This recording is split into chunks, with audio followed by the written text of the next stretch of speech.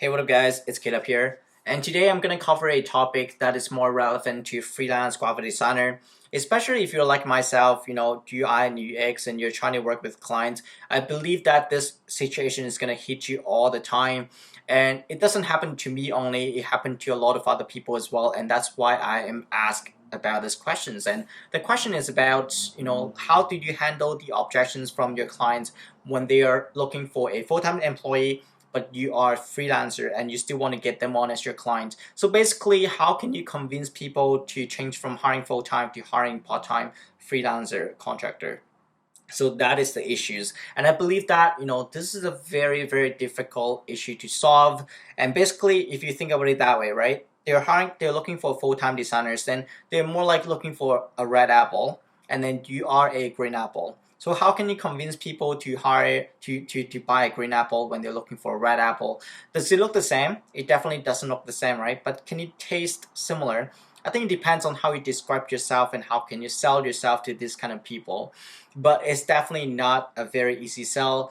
I have convinced a few of my clients to do that, but it's definitely very difficult. And I would like to kind of take a step back and explain the struggle as well. And which is, when you're freelancing, you're going to be working with a lot of people that doesn't have a big budget, right? So for example, if you're working with startup that are seed funding stage, right, they may have like $100,000, $200,000, and they don't have the budget to hire full-time designers, but they have the budget to kind of pay less for a contractor to help them to finish the work, right? So you will have no problem getting this kind of client, lower budget client. But when you want to move forward to higher budget client, when they have like millions dollars of funding, let's say Series A, right?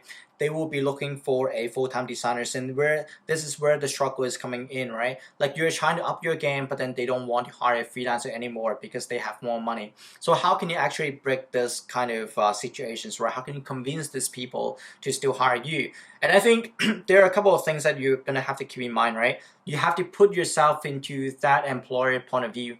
Like what are they looking for in a full-time designers, right? If you can help them to fill those gaps and solve those points that they have in their mind, and I would say that the chances of you getting the job is a lot higher. And this is where I have tried and it has worked for a couple of times. And that is four things that I think employers are looking for when they're looking for full-time.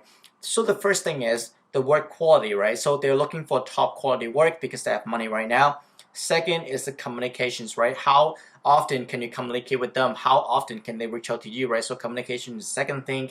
Commitment, right? How soon can you deliver the work? How accurate can you deliver the work? So commitment is the third thing, and then the money is the last issue, right? They still care about money, but because they have money right now, it's not their biggest concern right now, but they still care about it. So there are a couple of templates or ways that I say to my client, and I can show you guys what kind of thing that I ask always, right? When I'm talking with this kind of client, what I would say is, once when I get started, right, I can basically save you a lot of time from sourcing for talents, right? If you hire me, I can get started right away. So that is helping to save time, and also like to look for a client, to look for designers that has like expertise in doing this kind of stuff. It may take you months, but I can get started right away. So that saves you a lot of time. And the second is I have dealt with a lot of different kind of projects, right? So like whatever kind of problem you have, I probably have faced it before. So then I can save you time again, and I can do the job right without you having a lot of trials and like training a person or whatever. I can just get right into the project and get to the job done right away. So that is the quality of work, right? And then third is I will tell them, I'm always on Slack. You can always talk to me when you have any issues. I'm literally on my computer like 18 hours per day. So whenever you have any questions, you can just Slack me and I'm gonna reply back right away. We can jump on calls. I can come to your office and all the time. So I'm trying to be as connected as possible, as engaged as possible. You can basically just treat me like a full-time employee, but remotely on the computer, reaching out all the time. So that is my advantage, right? Fourth, I'll tell them, if I set a timeline, a deadline, I'm always gonna hit the target, right? I'm always gonna hit the target, and you will only pay for what is done, right? What I have delivered. So if I don't hit it, you don't have to pay me for what I don't hit, right? So that's what I tell them, right? I can hit the timeline all the time, and that is the commitment that you would like to tell them, right? That is how committed you want them to feel that you can be. And then lastly is I can likely save you a lot of money on your design budget as well. Based on my experience, it's about like 40 to 60%, and they're gonna ask you why, right? Why can you save me this much money?